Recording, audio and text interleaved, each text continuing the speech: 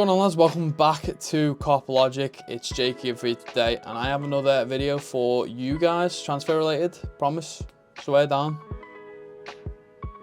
Today's a very defender heavy video, so that's not me saying we're linked with a very heavy defender, Christ no, but we've got a pretty solid list of a couple of possible internal or incoming rather defensive links, and one pretty significant outgoing, if it's true. But anyway, let's just jump straight into it. First link I've got for you lot is from Telefoot. So they have linked us with the promising Lille OSC's Leny Yoro, who is 18. He is a centre-back. They report that Liverpool have joined the race to sign him and that he could become the most expensive defender in League One history this summer, which I spammed X on this one. If you know, you know. That's because if I know anything about Liverpool Football Club, and I think it's safe to say I know a fair bit of it, then I know that expensive and Liverpool do not go in the same sentence together. It's like when you got two magnets and you're trying to connect to the same polar end, it just won't go. It just doesn't go. No matter how hard you push, doesn't happen. That, in a nutshell, is the word expensive and Liverpool. That said, it does say the most expensive defender in League One history.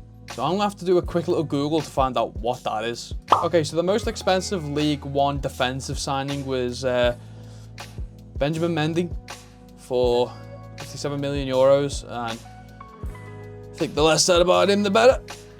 I mean, technically it's possible, you know, young defender can grow into the team.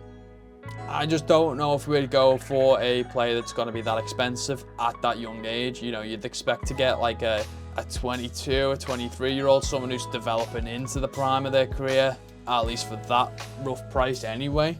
But paying anything over 57 million euros for an 18-year-old is pretty wild. They'd have to already be on the level of like a Canate and just slot straight into the team. But it does make you think though, if an 18-year-old Lille defender could become the most expensive defender in League One history, which is 57 million euros, then how much would Kwanzaa be?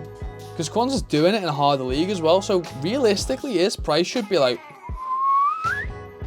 So I've had a quick little look at his transfer market page, and it says he's a centre-back and can play either left or right.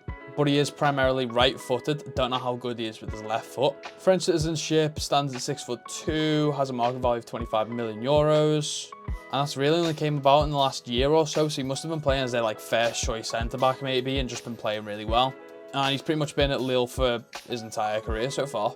Interestingly, according to Transfer Market, we've got a probability of transfer percentage, and it says Liverpool are probably the most likely team to sign him, and they've gave it a 25% chance. So I don't know how valid this Telefoot is, but you know, Transfer Market seems to think it's a 25% chance of us signing.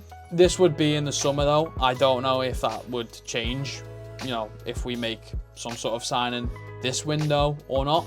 The club always state that they're always after, you know, the right player, not just any player.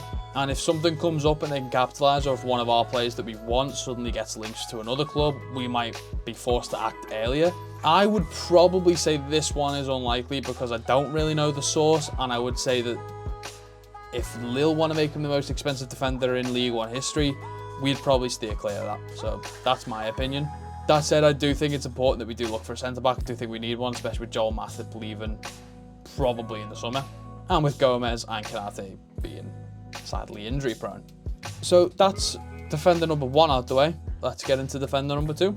So defender number two, the source comes from Lavos.com AR, which I'm guessing is Argentina. They report that the president of Argentinian Club Atletico Talleres has confirmed that both Liverpool and Brighton are following the Colombian centre-back Kevin Mantilla and have been asking for 4 months while also asking for his physical reports. Now let me do a quick little Google on Kevin Mantilla. Again, he is a centre-back that can play either left or right side, primarily right-footed. He is Colombian, though they weren't lying about that. 20 years old, and he stands at 6'3". His market value is only 2.5 million euros, but you know what? I would love this kind of deal. Like, I would love for this to be true. We see Brighton successful with these kind of deals all the time. They go straight to South America and they get, you know, little gems that everyone always overlooks because they're not playing in like a League One or a Serie A or a Bundesliga. And they always get a really good deal on them because everyone will overlook those kind of players for some reason. And normally we'd have to wait for at Brighton to go and get this kind of player, and then we'd have to wait for him to do really well for a couple seasons at Brighton and work his price tag up to 80 million, and then we'd go in for him. Or, let's be real, get priced out of that kind of deal. But if we can just skip the middleman of Brighton and go straight to South America and get a nice little tidy gem for like 8 million, you know, we're in the money. If it doesn't work, it doesn't work. It's 8 million.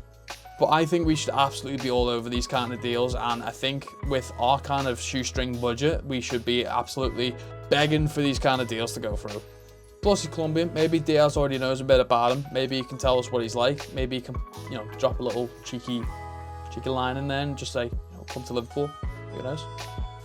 And even if you don't like our scouting department and you don't think we've got anything to go off, Brighton are also asking about him. So,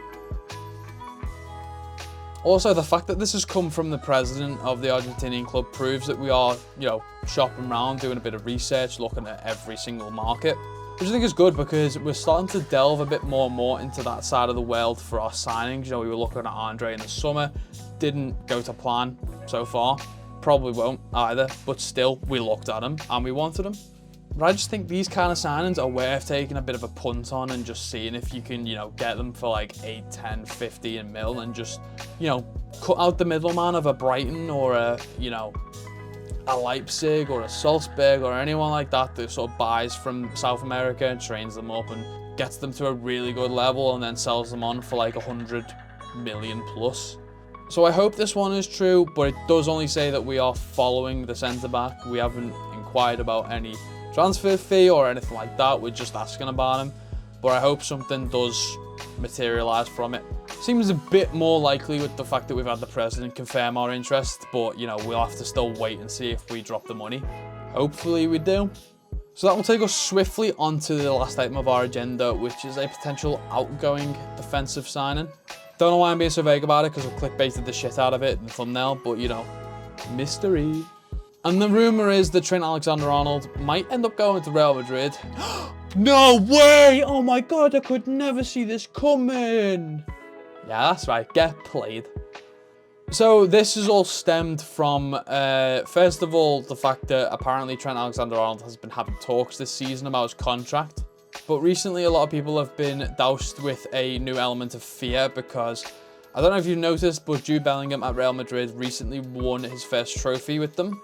He won, I think it was the Spanish Cup, and on social media posted a picture of him, Vinicius Jr. and Rudiger celebrating. The caption read, "First trophy with the greatest club in the world, Hala Madrid." And Trent Alexander-Arnold had probably also liked the post, but had commented one ... meaning one towards the trophy count, I'm guessing.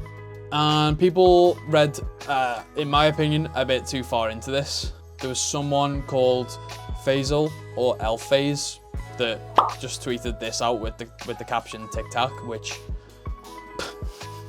it's just, I can't help but laugh. I love that in this world now you can't have friends in football that belong to different teams and comment on their stuff without immediately being linked to that club that they play at, or vice versa. I mean, you look at the other day when United loaned Sancho back to Dortmund, and you had Jude Bellingham, you had Haaland, you had Marcus Rashford commented on it. Does that mean all them lot are back to Dortmund? Yeah, didn't think so. Plus, if that's not enough evidence for you, Madrid fans, explain this. That's right, tic tac. That said, I do want us to wrap up a new contract for Trent Alexander-Arnold as soon as possible, just so these Madristas, is that what you call them? Mediterranean, I don't know, whatever you call yourselves, just so they'll shut up. No, Trent's a scouser, he's playing in his boyhood club, and not only that, he's one of the key players in the team, so it's not like he's ever going to leave that. That said though, I don't think that warrants not paying him the same as you would if he was at any other club, or if he was a different nationality, or if he was, you know, any sort of value of player that he actually is but wasn't Scouse. If he needs to be on Virgil's wage, pay it. If he needs to be on Salah's wage, pay it. You know, these are players that are special, and he should absolutely be on a lifetime contract, so get it done. But anyway, that is going to be it for this video. So we've got a bit of information in there, as well as a little dig at some Madrid fans. It's always nice to get one back over them, because we know we can't do it on the football pitch, so we may as well do it over social media.